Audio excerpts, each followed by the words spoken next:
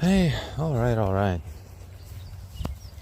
Well, the topic of today's transition, or topics, I suppose, technically could go all the way to three, but there are at least two, which can actually be covered almost simultaneously. So I will start with those. Yeah, the topics are so unimportant. In fact, yeah, those first two I've already covered before, and I would just kinda like to update maybe a few things that I said about them.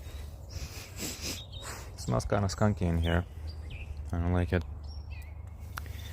So, about a month ago, I think, I may have mentioned that I played both Chronicles of Riddick games. That said, the first one was technically a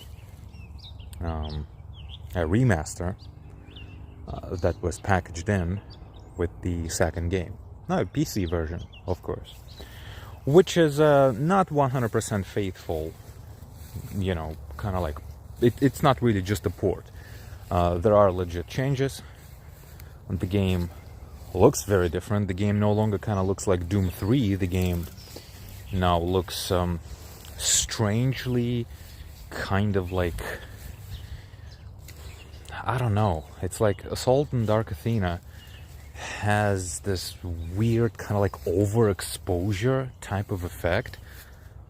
It's like the brightness was bumped up or something. It's like some kind of very weird filtering is applied to everything that legitimately it kind of feels like the brightness of your screen is too bright. Washed out is not the right term for it, but somehow my brain just wants to go there. Well, nonetheless, so I made the assumption that because both games are so similar, and like realistically, how similar could they be? Like Dark Athena and Butcher Bay originally, you know, since Butcher Bay was primarily, its number one platform was Xbox One, the original Xbox, I mean, right? Like how, like it would make any sense that the 360, you know, sequel to that game would have so many assets, all these animations and everything, yada, yada, yada, just like directly from the first game. It just doesn't make any sense. So I'm pretty sure they more or less kind of like ported the older game onto the new engine or the updated version of ID Tech engine, and they just, whatever animations they could just like asset flip from the next generation new game, they just did it, I assume. Because if you play them back to back, like if you somehow do not play Dark Athena and you just play the new whatever like remaster of Butcher Bay on the Dark Athena engine, you would probably think, yeah, this kind of doesn't look right, but yeah, I recognize the Riddick game that I played on my Xbox like all those years ago. But if you play them back to back, it's almost like it's just like the same game. It's like they came out a year apart, you know. Well, Dark Athena does look noticeably better, technologically speaking, all right? But, well, what of it? You could still say, well, maybe 2 years apart between them, not a whole generation between them, right? So it doesn't make any sense that the first game would be just sharing so many assets, animations, you know, yada yada, from the first game. It just doesn't make any sense. The first game was an Xbox exclusive. It wasn't even primarily made for PC. It was ported to PC, I think. PC version didn't even come out at the same time with the original Xbox version, I believe. Or I may be wrong on that, I don't know. Well, anyway, so because both games are so similar, both games on this same engine with the same pool of assets almost, because of how similar they are, and because stealth is broken in them in literally the same way. Like, I mean, I started Dark Athena, and in the tutorial, in the intro level, the stealth in there is broken already. Like, you cannot sneak up on anyone in Dark Athena, in the tutorial area. People just, your enemies randomly somehow become aware of you when you are about like 6, 7, 8 feet behind them. They just randomly become aware of you. They don't just like naturally turn around and it's just like you're being unlucky. No. They literally become aware of you when you're about 7, 8 to 8 feet behind them, and they just turn around and like already like pre-firing basically at you, you know. And I'm like, oh, this is literally the same way stealth was broken in Butcher Bay. Like, was the game really that broken then, the original one? Like, I don't know. I think they just fucked something up in Dark Athena, and whatever that was that they effed up, they just backported it into the remake of Butcher Bay and didn't think twice about it. So I still have hopes that maybe if I'm alive in 20 years somehow, and the world still exists in 20 years somehow, if it's not Mad Max yet, maybe I will play the original Xbox emulated version of Butcher Bay, and will be able to, maybe, you know, who knows if that's actually the case, but maybe that version doesn't have broken stealth. There's also, of course, the original PC version, but that version is not out-of-the-box compatible with modern hardware, which, by the way, the Dark Athena, whatever, like double edition, is perfectly compatible, and in fact does not even require any modding. It actually just works out of the box. Well, that is, it supports controllers, but it does not have UI controller button prompts, which is funny. But it's essentially a console game, right? You can figure out the controls. Like, it tells you, like, press, you know, left mouse button to kick or to punch your opponent. And, I mean, you can figure out that it's probably right trigger, right? Yeah, sure, face buttons are kind of iffy, but, I mean, you can figure it out, like, legit. It's not the end of the world. So, yeah. God damn it, Butcher Bay. Completely broken stealth. Like, stealth in Butcher Bay just literally does not work, except it does a few times, and then you try it again, and it just doesn't. And you can never understand, like, what the hell am I doing wrong? I mean, I know for a fact I'm not doing wrong. Like, is the game glitching out or something? And I made it all the way to Supermax, and well, eventually you stop asking yourself that question because the game just becomes a shooter. A linear shooter. And, well, basically, what I have to report is that this weekend, actually it wasn't even weekend, I think it was literally last Friday, I just sat down and finished both of those games. I started with Dark Athena, because I played it for about an hour and a half a month ago. And I just sat down and started playing it again. And like 5 hours later, I finished it. And what I have to say about Dark Athena is that, oh my god, the last third of the game, and it is legitimately a third. If it was a fourth, maybe it would have been more, well, it would have been less annoying. But legit, the last third of the game, the planet side of the game, is just unbearable. It's what 7th generation, like, gray shooters were being made fun of. That's why during kind of like later 6th generation and pretty much the entirety of the 7th generation, like, first-person shooters were being made fun of by people like myself. Oh, it's just a shooter game. Oh, you're a fan? You're gonna play that shooter game? What are you, retarded? Yeah. And it's like now, these days, you know, kids rediscover games like Syndicate or Singularity, or like, I don't know, maybe even, well, probably not Haze, but you get the kind of game I'm talking about. And people rediscover those games and they think, oh, this is fun, right? Ooh, this is fun. No.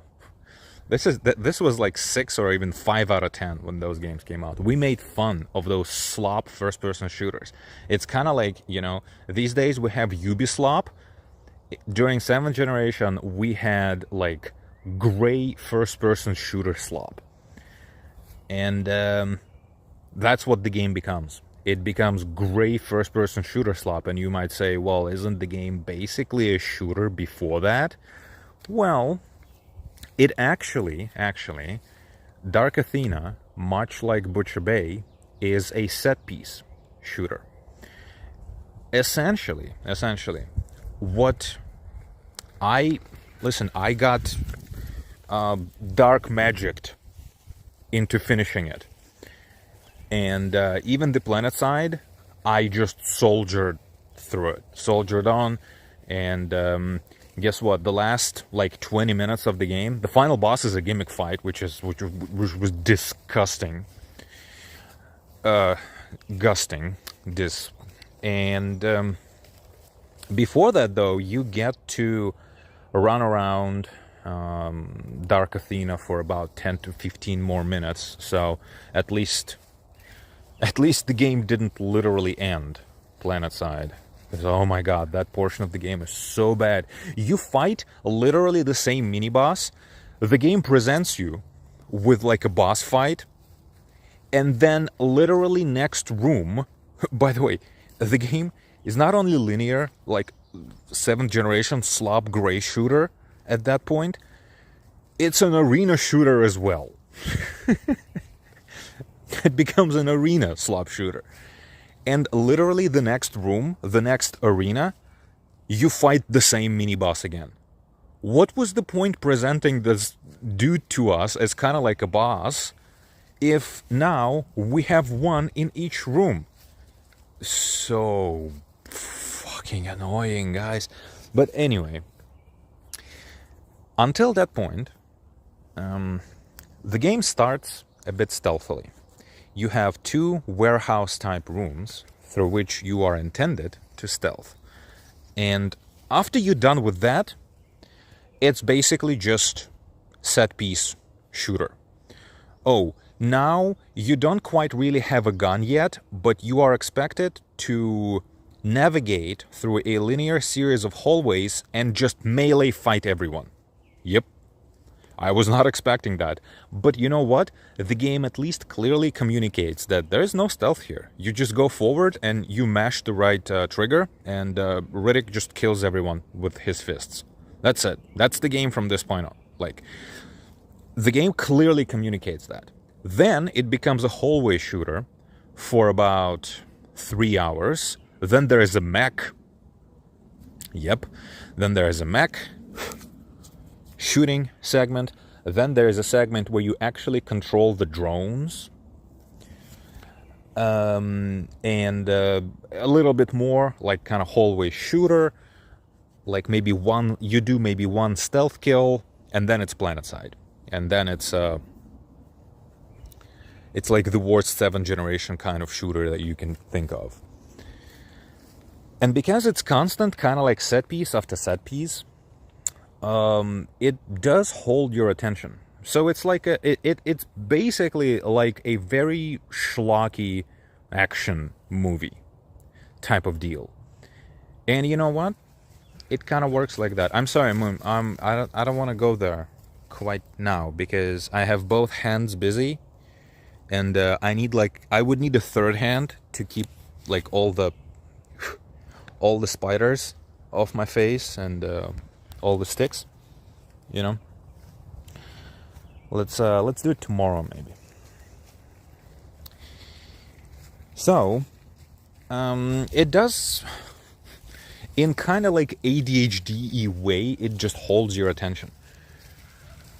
Because in a modern game, in like a modern Doom type of which, by the way, latest Doom, I don't know, have you guys noticed, have anyone who actually played or seen the gameplay of the last Doom, have any of you guys, like, noticed that it's not even Doom anymore? It's literally Serious Sam.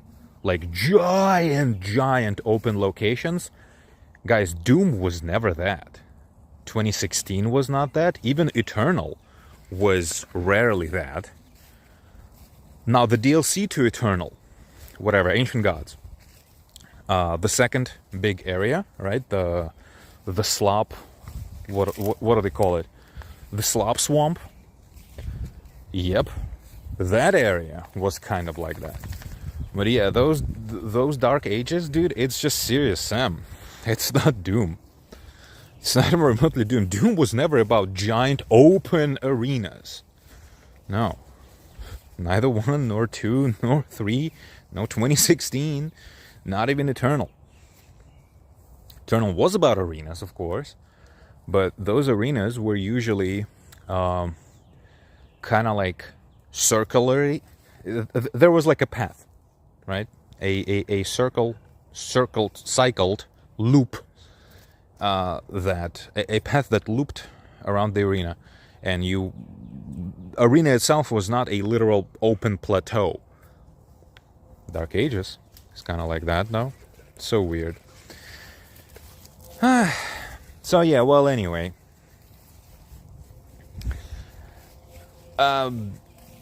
let's end the whole thing. Like, okay, so Dark Athena, just like Butcher Bay, stealth literally does not work, but the game does much better job actually communicating to you that, okay, dude, like, you know, the kind of like traditional, you know, old school FPS intro is over when you don't have any guns, or you only have a pistol. Like, from this point on, it's just action. Just go and, you know, have at it. The game does much better job communicating that than Butcher Bay, because Butcher Bay kind of communicates to you at the very beginning of the game that it's going to be basically a stealth game. It pretty much all but tells you. Dark Athena is much better at communicating, hey, this is just dumb action. And it works. It works. It just works in a very kind of like popcorny way. Yeah, do one thing, then slightly different set piece, and like constant loop, well, not loop, constant like circling in of set pieces actually makes it a pretty fun experience. You just need to approach the game understanding that it's basically just going to be dumb action, because it seems that the game's going to be a bit more interesting, a bit deeper when you start it. But if you know what you're getting into, then yeah, cool. Music, I have not noticed any music in that game. Honestly, I have literally just did not notice it. And graphically, the game looks good, although it is very buggy, like constantly, like in dialogues, only in dialogues. Like, just models would be flickering. Like, models would like disappear for a second and then reappear. Or kind of like buggy-y, artifact-like, kind of just like bug around. Kind of like jitter in place. I don't know. Weird. Could be some kind of like modern, incompatibility thing. I don't know. Could have been something about the setting, could have been something about something, I don't know. I don't remember the game kind of starting that way, though. I think, like, for the first 2 hours or so, the game fine, and it just, like, suddenly, like, models start, like, flicker in and out during dialogue. Well, whatever. I barely remembered it. What I remembered is that it was a perfectly serviceable, kind of like 6 out of 10. If you're a huge fan of Riddick, probably maybe even 7 out of 10 in your book. Linear shooter, really. with a bit of kind of like set PC, slow, a bit stealthily executed like intro to the whole experience, which is very traditional for old school shooters, or even shooters of the 7th generation, if you want to consider them old school. Like, yeah, shooters used to start, it was just tradition. It was tradition ever since like the Doomsday, you know, that the the days of Doom, where you would start with a pistol, and for the first like multiple levels you would only have a pistol, or you would literally start with a knife. You wouldn't even have a gun for the first level or something like that. And Chronicles of Riddick is kind of like the same way. It doesn't start you like Call of Duty, you know, starts you with basically the only gun you're going to be using for the rest of the campaign, or the rest of the level, the rest of the mission. You know, Chronicles, yeah, it starts slow, and other than that, it's basically a linear shooter. And you know what? It was pretty solid until the planet side thing, from which, like, honestly, if you feel like dropping it, like, you might as well drop it there. What else is good? I absolutely love the aesthetic. I think the aesthetic is probably even done better than it was in Butcher Bay. Butcher Bay aesthetic is also absolutely brilliant, but I think Dark Athena just looks kind of like a bit more dark sci-fi, while Butcher Bay, in a lot of cases, like, they kind of phoned it in a few corners of that game, I would say. And with Dark Athena, they phoned in the whole, like, you know, last third of the game, but the second and the first third, in my opinion, is done very well. The only problem, of course, that I could name is that obviously it's a spaceship. Well, a spaceship, even in the far future, wouldn't have so many, like, really open spaces.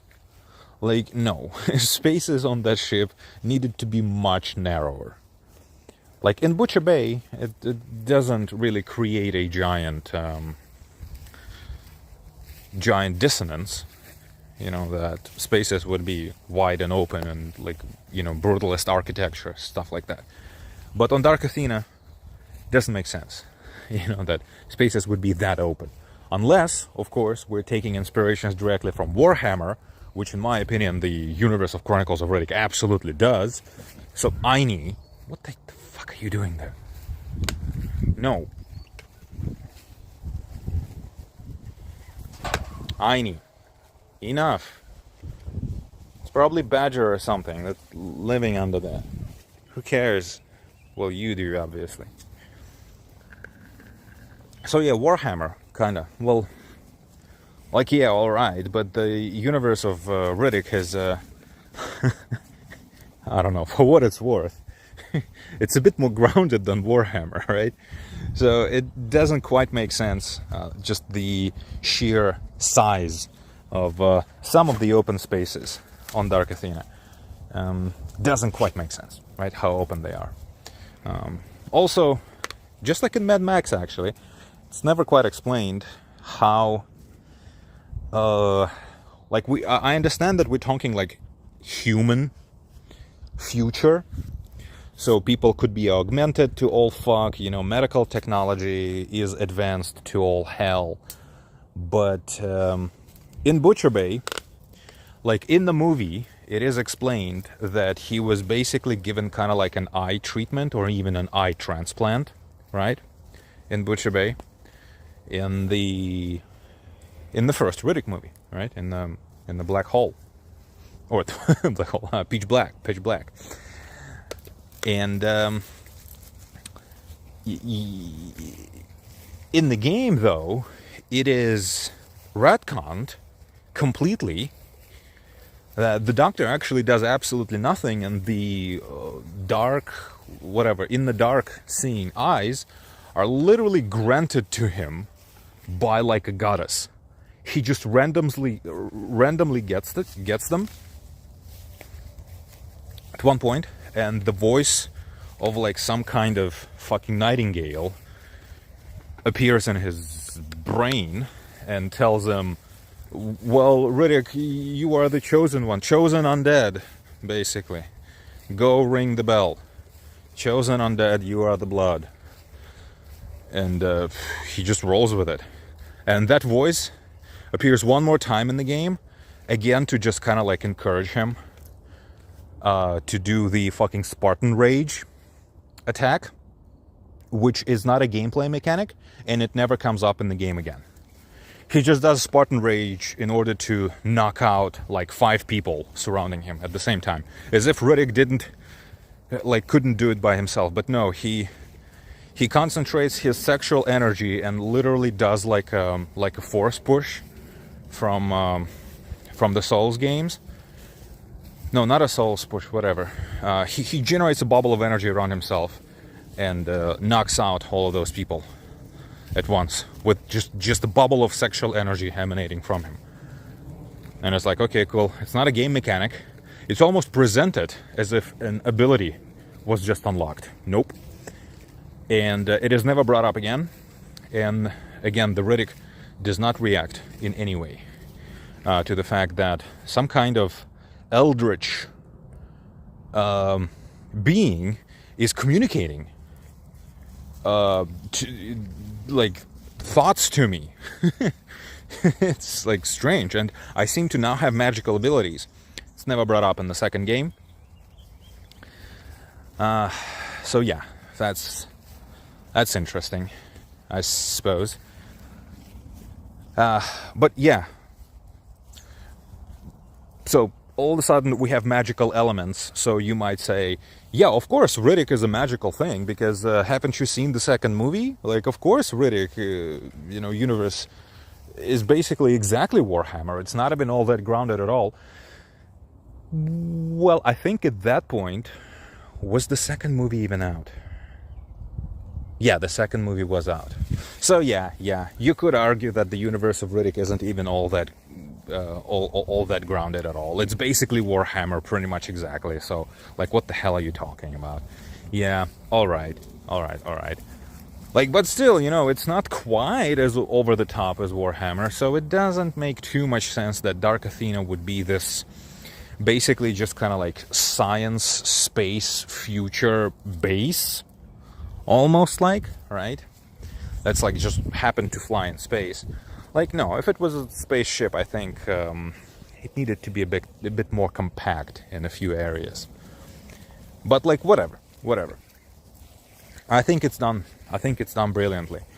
And in Butcher Bay, again, gameplay-wise, there's nothing else I can add. The game opens telling you that it's basically a stealth game. Then the stealth doesn't work for the next hour. The game pretends to be a bit of a Metroidvania at first, then it stops being it. It becomes a hallway shooter for about 2.5 hours. Then it throws you into a Supermax, which again pretends to be a bit of a Metroidvania.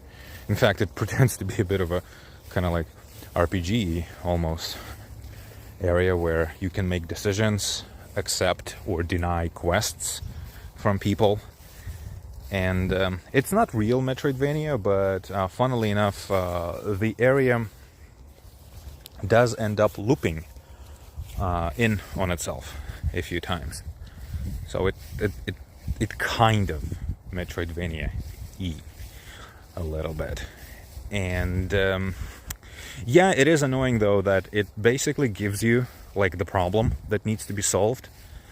And there's like 10 side quests associated with 2 routes that you can take in order to fix the problem.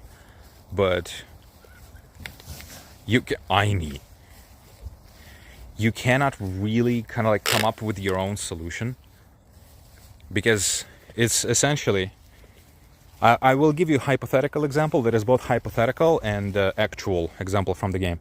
The game tells you, go take the thing from the dude in order to progress the main quest. And then you come to the dude, and the dude tells you, yeah, sure, but do the quest for me. And the quest involves you getting something from another dude, you go to that dude, and the dude will be like, okay, sure, I will give you the thing, but you need to do a quest for me first.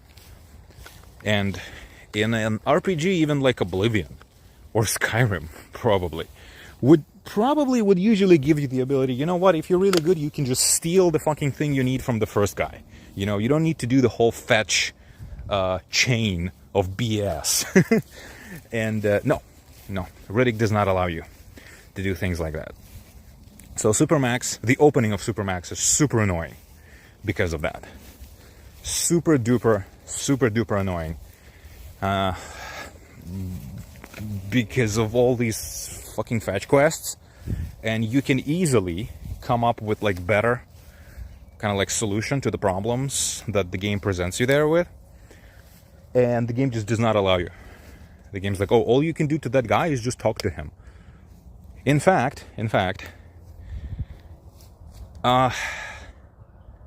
one of the items that you need to get, if you go there, it's stashed somewhere in the corner. It's quote unquote hidden in the level.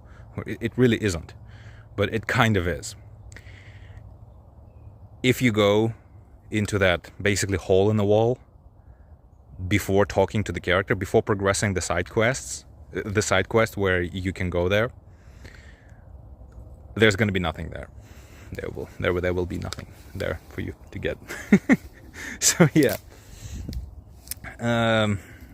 absolutely screw that like first half of the Supermax thing. And after you leave Supermax, it's actually a super linear like shooting segment. You get put into the cryo thing, and it's just like 20 minutes of gameplay, and then it's like a 15-minute long mech ride, a ride in a mech, and that's it, and the game's over.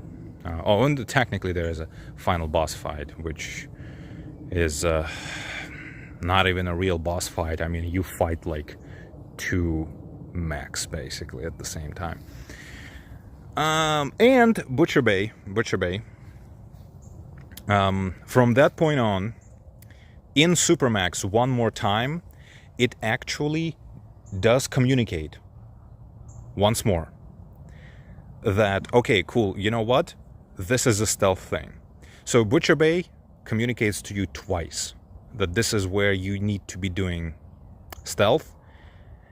And honestly, even in areas that later become just like shooting galleries, they kind of open like you could potentially maybe stealth through this area, or like social stealth maybe through this area. Like, I don't know if you remember or not, but one of the areas opens with you putting on a uniform of like a local worker of said area.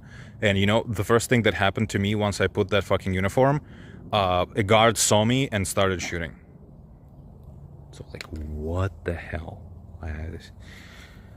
So yeah, in the tutorial, in the opening tutorial area of Butcher Bay, the game tells you that you need to play stealthily. Ooh. And it kind of works in the opening. In fact, the opening, I would say, not even just the tutorial area, but also the following like opening of the game proper, something like essentially the first maybe 30 to 40 minutes of Butcher Bay, it's one of the most gripping openings to any game I have played in the last couple of years. Like, it legitimately hooked me in, because I got super excited with the promise of kind of like stealthy gameplay, and the promise of a little bit of a Metroidvania-y gameplay maybe. And just like all of that ended up being either me like reading into it too much, or just, you know, the whole thing, you know, being a lie. And yeah, when you escape the kind of like population area, the general kind of like pod area of Supermax, is where Momo, I cannot really follow you there, so please don't Please don't go anywhere. The game communicates rather well to you because you literally don't have anything. That, okay, this is like stealth time again. And guess what? Stealth at that point actually works. And at no other point in the game, stealth works. It only works in the tutorial and in the stealth section of Supermax. Any other time, stealth just doesn't work. But again, I'm talking about the remaster, of course, of the game. I don't know if it was just broken in the remaster, and originally it worked fine. It was borderline an immersive sim. I don't know. Clearly does not work in the remaster. Yeah. So the game is actually kind of stealthy and a bit Metroidvania-y because it loops back into the kind of like pod area. Well, the pod, it's kind of like, if you've ever been to prison, you know, but if you haven't, most people don't understand. What you see in movies, just kind of like a giant open area with like cells, right, where people are being held. That's not the entire prison. That's just one of areas like that the prison has. Prisons usually have a crap ton of areas like these, and they call pods. And you are obviously in just one of the pods of the Supermax, right? And when you escape into the mines, you then go back into your pod. And then the game also promises you that it will take you to a whole other pod, but it ends up not actually doing it. You just approach the entrance, and you get what you need, and then the game raises the alarm, and it makes you jump onto... Well, basically, you jump into the abyss of this kind of like warehouse-type container-moving system that actually kind of like moves those like personalized, basically, cells for Supermax are basically shipping containers, and they moved in that giant cube style area. And yeah, Riddick just jumps down on top of one of those containers and rides away. If it's that easy to do.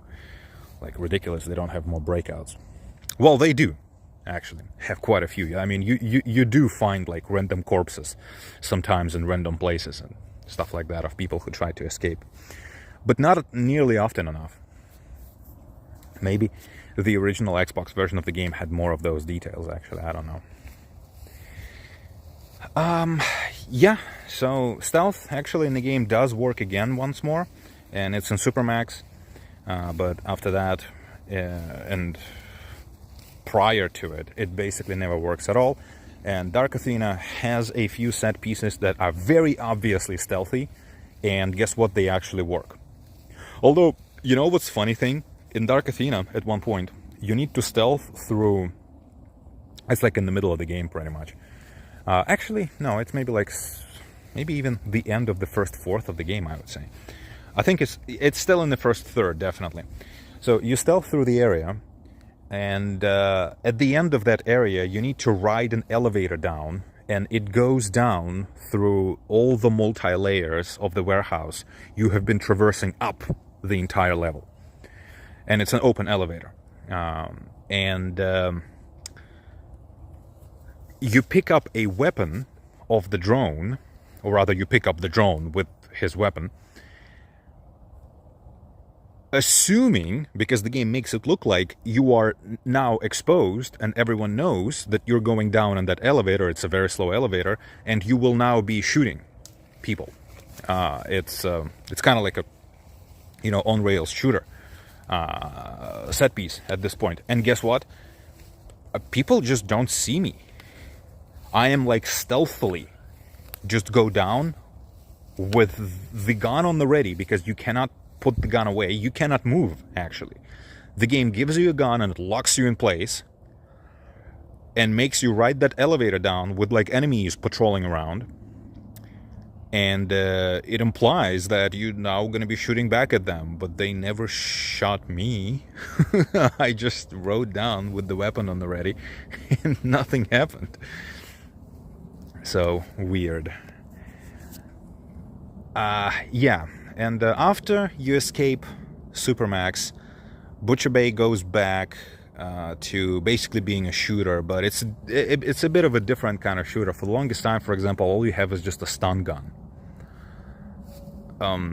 It's weird. It's basically still a shooter, but it's not quite as dumb as the first couple of hours when the game becomes a linear shooter for the first time, or even the entirety of Dark Athena pretty much.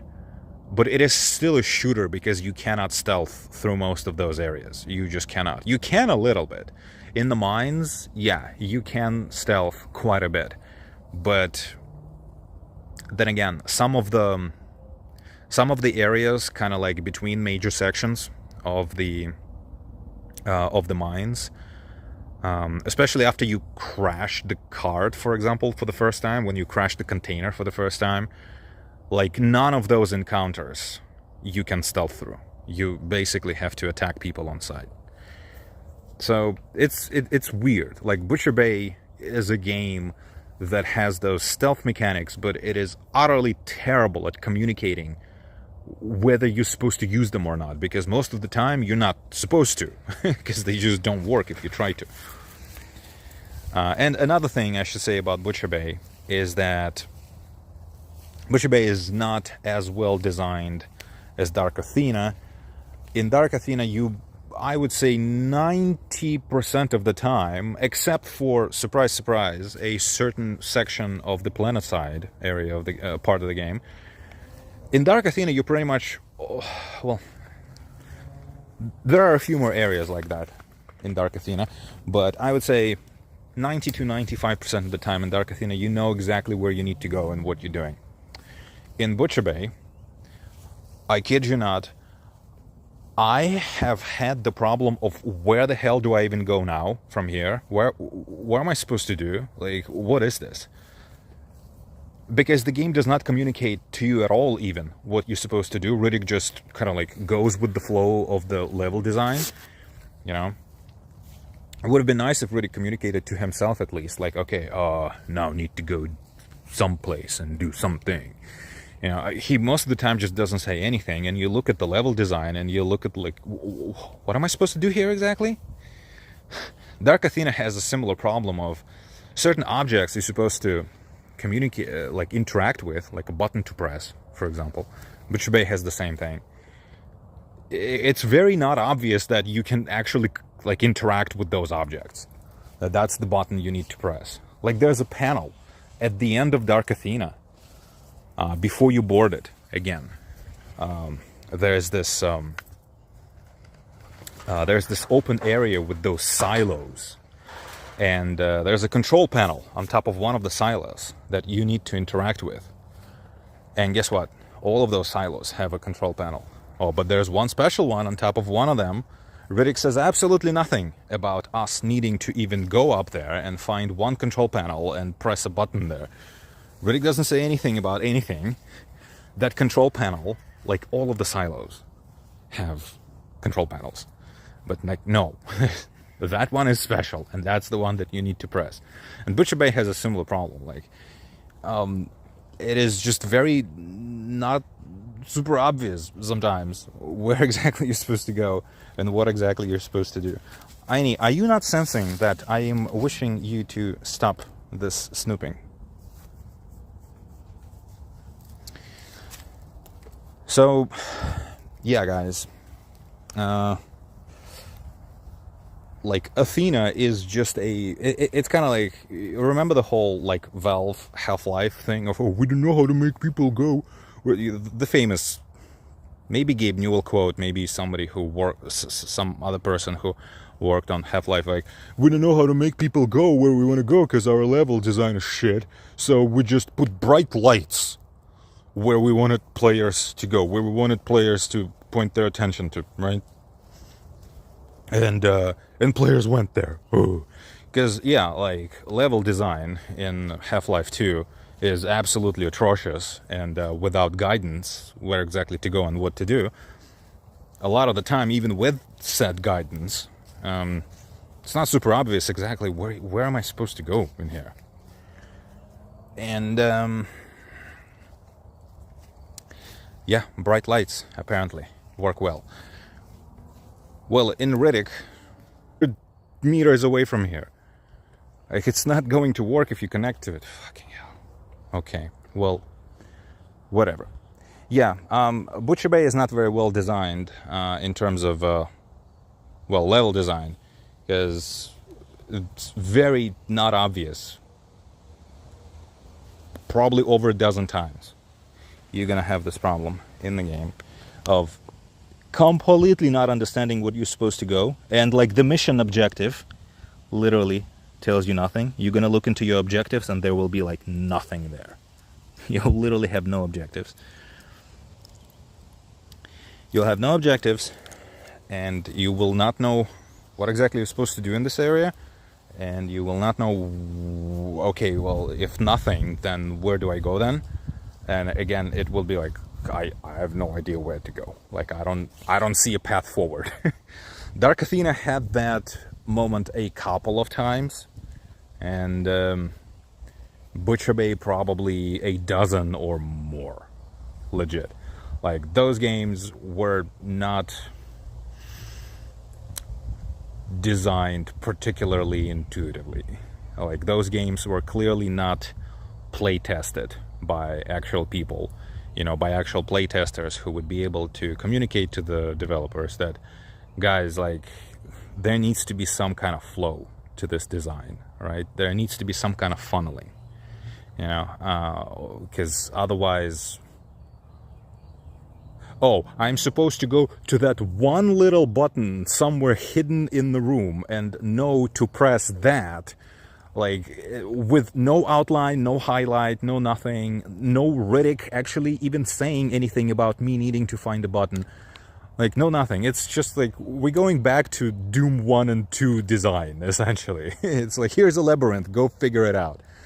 And it did not work particularly well then. It does not work for a 7th generation game at all. So, yeah, but nonetheless, finished both of those games. Dark Athena, except for the last third, which is borderline unbearable, is a much more polished game, and it is much better at communicating to the player that it's actually just a dumb first-person shooter. Don't even try to do anything else. And Butcher Bay is a slightly less polished version of the same thing that is much worse at communicating what it actually is to the player. But all things considered, two very similar games, and I honestly, like, if you can pick up Dark Athena, you know, like the GOG version, that, like the PC version, I think they all, it's all the PC versions are like, it's the PC version. They all include Butcher Bay. If you can pick it up for something like $5 or whatever, you know, for a game that does not require modding in order to run, does not require modding in order to be playable, like, you know, FOV fixes or anything like that. No, FOV in those games is giant. It actually goes mega giant when you crouch. So yeah, actually playable FOV, you know, no modding necessary, no tweaking necessary in order for the game to, like, launch or anything like that. I think, yeah, for $5 or so, I think it would be a great pickup, but because it's an interesting piece of gaming history. Would I actually recommend anyone, like, dude, you gotta try those Riddick games, they're amazing? No, it ain't it. But as a piece of gaming history, if you are a gaming kind of historian type asshole like myself, yeah, absolutely, there are almost no downsides to, like, you're not gonna waste your time on familiarizing yourself with those games. It's quite an interesting time capsule, And honestly, even if you're a fan of Riddick or like dark sci-fi, which I kind of am, like brutalist architecture of the first game, for example, like I'm definitely those things, like sci-fi, dark sci-fi, brutalist architecture or style, whatever. I'm huge into that. If you're the same way, honestly, you would probably even appreciate at least those elements of the game. I mean, you will still come away from the game thinking, "Oh, fuck! Wouldn't it be nice? Wouldn't it? It would have been real nice if they actually like made the game properly." But you know what? Some of the things those games, both of them, those games show you, you're not really gonna find anywhere else. For what it's worth, maybe in Darkscape. Oh, sorry, maybe in Farscape or Firefly. Like I can't think of any other IP that could show you views, vistas, so to speak, like that. Like maybe Warhammer, but Warhammer 40k. I mean, it's well, sci-fi as it is. It's also fantasy. It's a fantasy sci-fi. So not quite the same thing. Hi, yeah.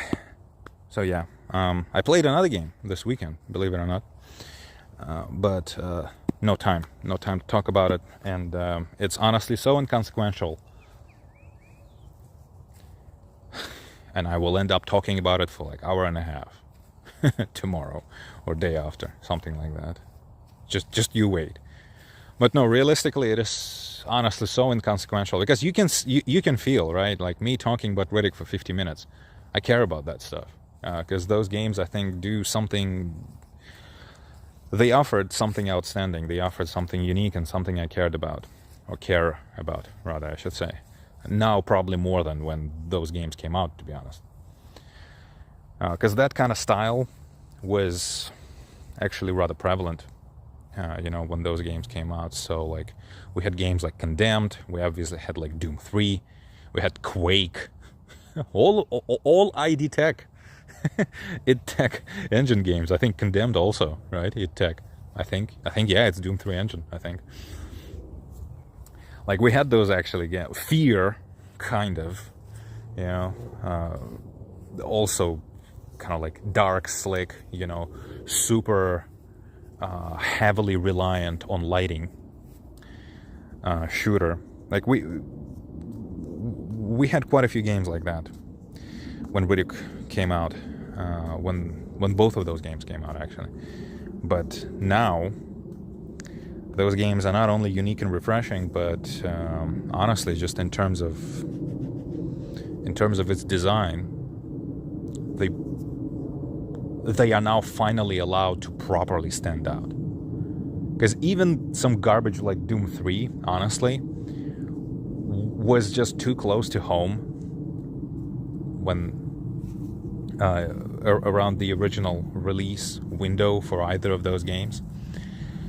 And it was kind of like distracting, so to speak. Now that we have all forgotten about Doom 3, and we can just play Riddick games and just appreciate them for what they were, there is real heart in those games. You can tell that there was a very real vision and there was a very real commitment from the developers to what they attempted to make. And I think over half of their attempts, I think they succeeded at those. Would I just blindly recommend it to a normie or something like that? No. I think normie would be very confused by Riddick. Why is stealth not working? Why is this thing bugging out? Normie would be very confused, I think. Although they would understand the set-piece nature of the second game, definitely, but they would be super confused. Prey is a good example, the original one. We had like those kind of like dark shooters, dark id Tech shooters back then. We had quite a few of those, right? And Prey is another pretty good example of a game that somewhat falls apart eventually, and you can just, like, at one point you find yourself playing like a completely different game. Like, what the hell is this? I started playing this like 6 out of 10, 7 out of 10, whatever. Right now I'm just playing schlock. What the hell is this? It's like all the budget suddenly was sucked out of the game that I'm playing. And Dark Athena does that with the planet side of the game, right? Portion of the game. That's kind of like not how things are done today, right? So that could be confusing also to a lot of people. But if you're interested in video games in general, and especially kind of like history of them, let alone if you're a fan of Riddick or you're a fan of dark sci-fi, I would say you should probably check those games out. Like, they legit do a few things that are rather, well, touching, I should say. And they do it, like, honestly, you know, with no cheese, with no fanfare, no, ooh, look at me, look how dark I am, you know. No kind of like modern type of, because like what's the darkest type of game, like the most like brutal and aggressive and dark type of game that we have today? Like, what, Doom, Eternal, and Dark Ages? You know, this like comic book bright colors and all this like pseudo cartoony kind of like brutal like oversized kind of like styling of the environment. Like, yeah, dude, whatever. It's like this. I said it about Eternal, and I say it about especially the DLC to Eternal. And I say it about the second half of the DLC for Eternal. And I say it again for about Dark Ages. Guys, it's literally just... it's what like Unreal Engine tech demo environments looked like since forever ago. Is what like all this dark metal quote-unquote environment looks like. No, it's like so cartoony. It's like a parody. Fucking Brutal Legends metal world didn't look as parody-y as these kind of like metalscapes of Doom Eternal and the Dark Ages. They look cheesy, fake, plastic, made up, not real, dishonest. And you don't get any of that. You don't get any of that from the Riddick games. Those games are like legit, you know. But actually playing those games, I'm not even sure if it's fun. I don't know. I should say that the set piece nature of the first game makes it very, very, very, very, very, very, very, very fast paced. Again, until the last third of the game. And then the first one, if you can force yourself through areas that, like when they start annoying you to all hell, if you just force yourself through them, I almost promise you, like 30 minutes from then, you will be kind of having-ish, fun-ish, again-ish. And in the end, you will sit down and be like, Jesus Christ, what the hell was that even? Was it even worth it? I don't know. There were some fun things, there were some very annoying things. That's what I can say about the whole experience. But for a particular niche, there is some coverage of it that those two games do. Almost nothing else does. So, yeah, take it or leave it. Do I like those games? As video games, no. As everything else, kinda. So yeah, that's it. Do have one more topic, video game one, but and one non-video game one also, but it's gonna have to wait until next time. And non-video game wise, by the way, I am started doing a little bit of musicianing again. May have a demo or two out.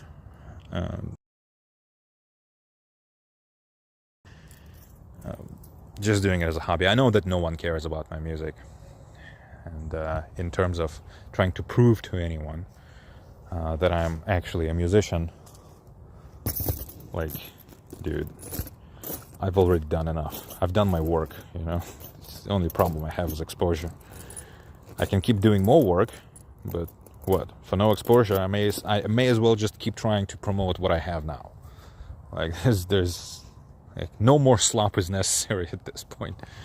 But I've kind of like re-examined my musical tastes lately, and I re-examined what I, in the perfect world where I would be, say, allowed to keep doing music, I kind of re-examined what kind of direction I would take. And well, because I realized that I would take a different direction from the one I've taken, more or less until now. Even different from the Poison singles. Although Poison singles would be something like 90% there, what I'm known for, say like Hit Signature is probably not even like 70% of the style I am quote-unquote evolving into. And even Poison singles are not 100% representative of what I want to be doing from this point on, or what I dream of doing, rather. Because, yeah, like I explained 300 times already, if no one listens, then I might as well not do it. Because I already have all these ideas in my head. Like, I'm already satisfied enough with just the fact that I have all this. That I came up with all that. You know, I did. Sitting in front of Studio One or Logic Pro for a month, you know, just to have 1.5 track to show to myself, to just to show myself that I can do it. I already know that I can do it. You know, I don't need to make any of that to prove anything to myself. You know, the only reason people do it, and I would love to keep doing it, would be if other people's, you know, listened. But since no one does, I honestly, quite literally, hardly see the point. But yeah, what I would want to keep doing would be rather different from the style I am kind of known for today, and it would even be different from my last releases, which were the Poison singles. Well, technically my last releases were the CLOUDOME OST, but CLOUDOME OST actually is a pretty interesting kind of like middle point between like a Hit Signature OST and Poison, don't you think? Because it's definitely way more kind of like ethereal than Hit Signature, and it's not as synthy. It's definitely not as aggressive or dark as Poison, or as synthy as Hit Signature.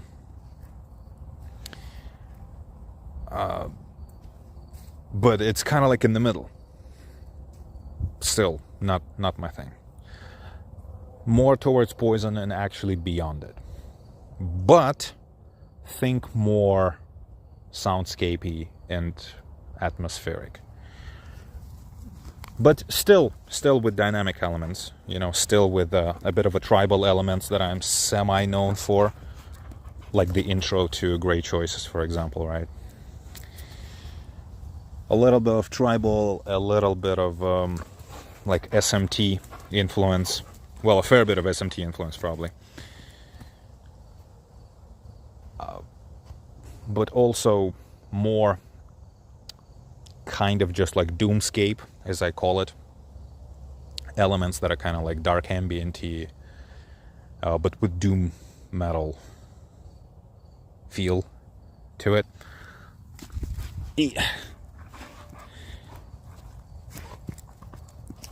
So yeah, stuff like that. Think Poison, but not entirely Poison, but definitely not Heat Signature anymore. And because I have all those ideas, right, I want to actually make something. And slowly but surely I am. Because as of recently, it's been the thing to do. I mean, other than this, it's been the thing to do, because my novel was submitted, and it is now on the mercy of the person who can actually help me with all that. But first I need to get that person's approval, for which they need to find time to actually read through my stuff and then decide whether it's worthy of anything. If they shall, though, they could potentially pitch it to about 12 people. But first they need to find time, obviously, right? To find out whether it's worth putting their name on the line for me.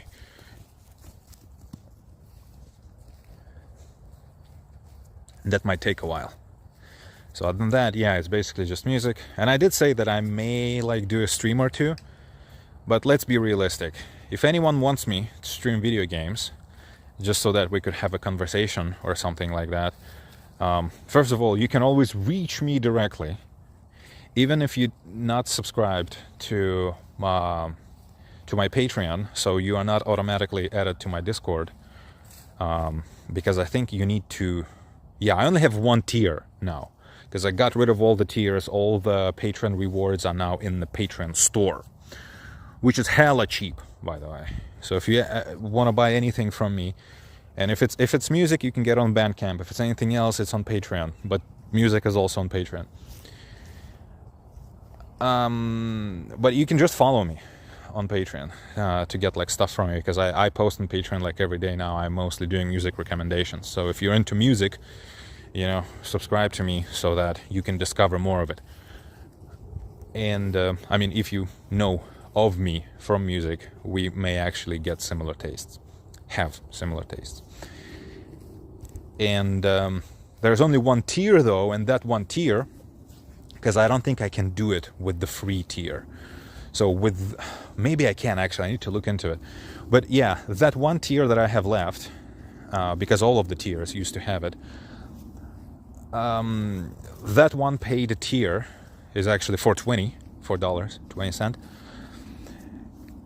It automatically adds you to my Discord server, where obviously you can clearly see me, and from there you can DM me or you can text on the server. We have 3 people there. Ooh, such a party. And even if you are not subscribed and you're not following me, I do not tell you to subscribe to my Patreon. I'm just telling you to follow it, please, or whatever. And you not subscribed, therefore you don't have me on Patreon, or you don't have me on Discord. Even then, you can just text me. You can text me on Patreon for free without following or paying any money, or you can text me on I am still checking my Instagram, although I will soon stop, because I will I'm no longer on Instagram, essentially. You can there's a good reason for it. It's not political or ideological or anything. You can look up the post that I have on Patreon. It explains why I'm no longer posting on Instagram. But I am technically, as of right now, so if you're watching it anytime close to when I'm recording this, then it should still be in effect. My promise. I'm still kind of checking my Instagram stuff, or there's an email form on my website, or again, yeah, you can text me on Patreon for free. You probably have an account if you've been on the internet, God knows, since fucking forever ago. You probably have a Patreon account because there's been like some kind of content creator you were simping for at one point or the other. So yeah, you can just like text me there. So there are 3 places where you can text me. You can no longer text me on Twitter because I left Twitter. I still have an account, but I'm over it. And I locked my DMs on Twitter. So you can't, so that nobody can text me anymore. Yeah. So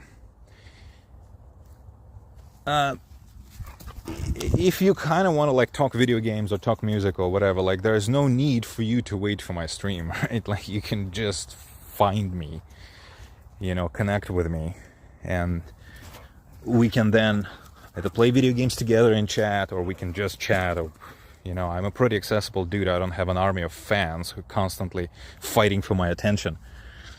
If you're just on the internet and you're interested in me or whatever, talking to me, connecting with me, I probably have time for you.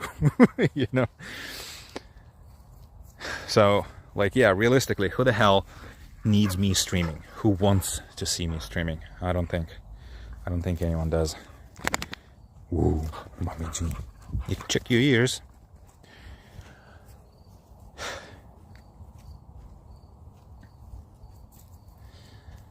Yeah, in terms of video games and stuff. But yeah, I kind of like,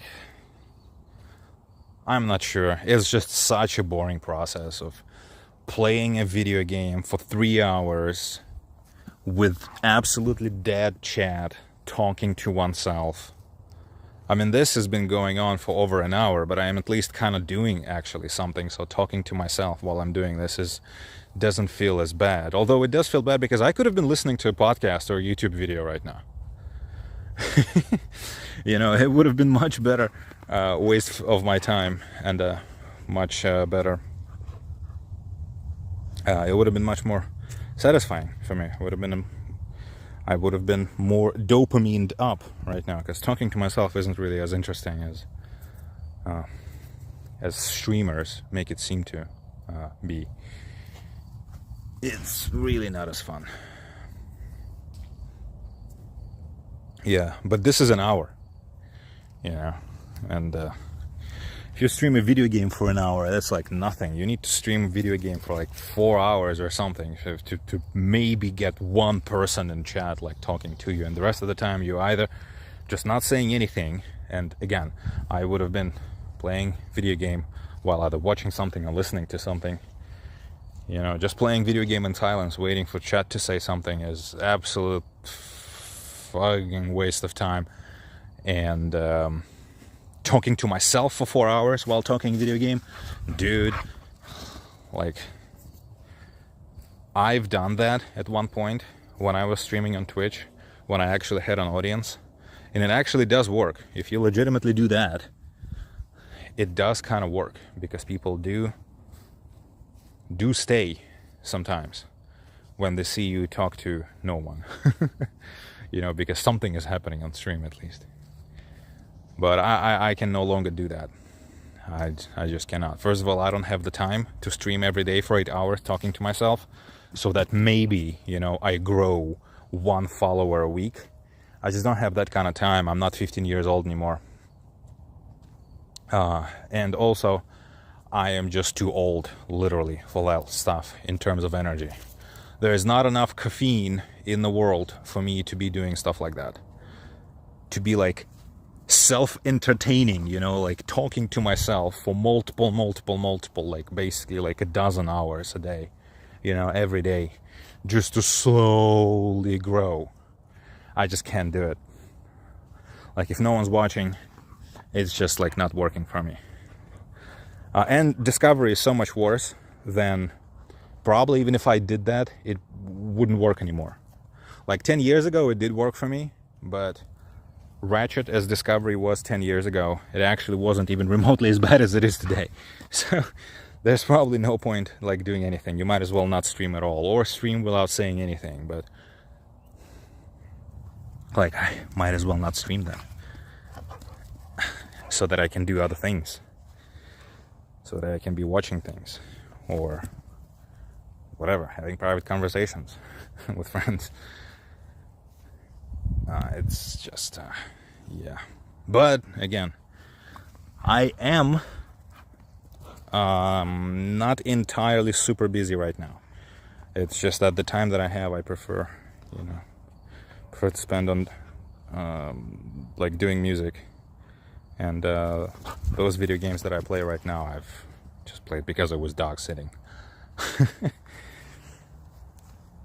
Like, I really cannot just like sit myself down and do much of video gaming. And if I force myself to stream while doing it, it's not going to be any more fun. It's actually going to be less fun. But again, if somehow you're in the market for a video game streamer, and like myself, you realize that all the fucking streamers are absolutely horrid right now, and you would like to see me though as your streamer of choice, I mean, let me know. I may come up with something,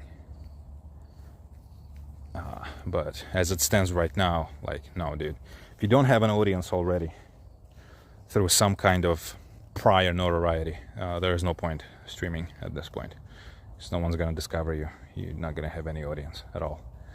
And I give you that advice as much as I give it to myself. so that's why I'm not streaming anymore. Because you stream once, you stream twice, there's like 0 viewers, there's 0 growth. Well, it doesn't work like that, right? Like, if it means it doesn't work. It means the thing does not work, period. Because realistically, there needs to be growth, right? It needs to be at least 1 follower per stream, or 2 or 5, and then it needs to be exponentially growing. Because if it doesn't, if you do 10 streams in a row and you don't grow at all, well, then what's the rate then? 11 streams per viewer? Like, you're never gonna grow at that rate. It's not a rate of growing, right? If you do multiple streams with like literally nothing happening, it just means it doesn't mean that what you're like, you're doing something wrong or whatever. Well, it may mean that, but it doesn't mean you need to hustle more. You need to hustle stronger. It means that the hustle that you're doing right now is literally not working, because the rate of your growth is right now kind of like negative. Like, you're never going to achieve anything, hustling like that. So that's why I stopped streaming, because it was just not working. Everyone big in streaming right now, they either were promoted by some friends, connections, whatever, on the platforms that they stream on, or they were, they started like 15-20 years ago, when there was, well, not streamers, but 20 years ago there wasn't a lot of streamers, but 15, yeah, they just started when there wasn't a lot of competition, or they come from some kind of position where they have something to invest into their operation, therefore into promotion as well. Okay, well, I gave you 20 bonus minutes of kind of like a sit rep on my life/creative situation. I hope the stream recovered. I hope it didn't crash when this thing attempted to connect back to Wi-Fi.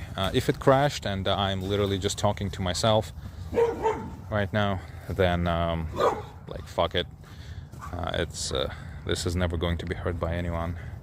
At which point I should probably consider maybe stopping this pointless this pointless yapping. Alrighty, one more video game was actually Mad Max 2015 by Warner Brothers, and I don't have super many things to say about it, because it's basically a AAA slop, but again, not like with Riddick, but similar in some aspects. That game had a few elements.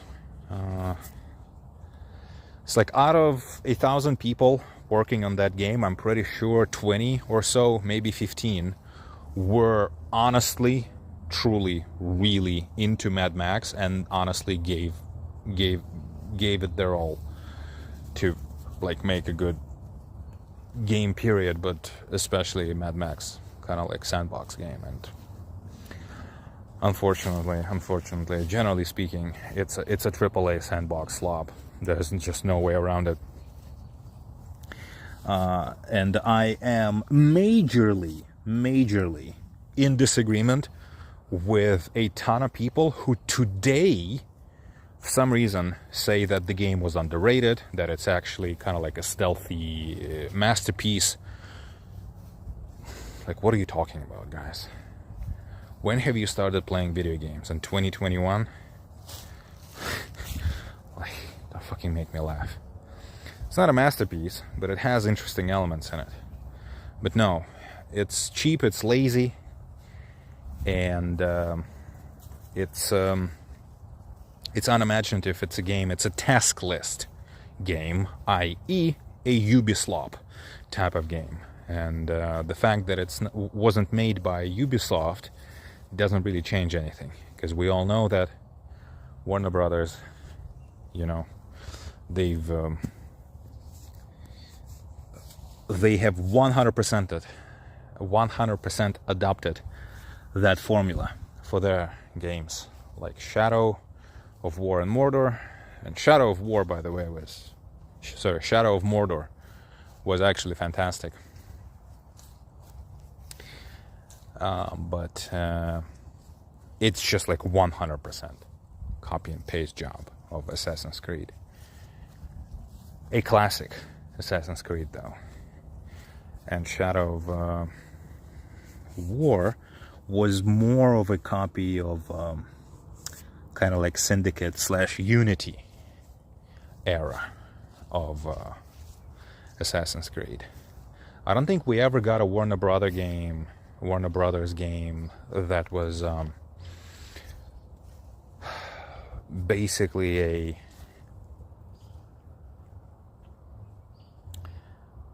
kind of like an Creed game of the Origins, like post-Origins Assassin's Creed era. I don't think we ever got a Warner Brothers game like that. But it's... God damn it, what the hell is there? Okay. Probably nothing. Nope, I'm still feeling it. Alright, fun times. Okay, well, it's getting dark, and I don't know. I don't know what I'm gonna do with you. And you know what I'm trying to do? You know what I do with you? And yeah, maybe I'll give you a few thoughts for some reason on Mad Max next time. Maybe tomorrow, maybe not. No one cares. So, why should I? Ooh. What's up? What's up? Oh, what's up? What's up? Oh, keep it. Ooh. Uh-huh. Ate a fly? Okay, bye-bye.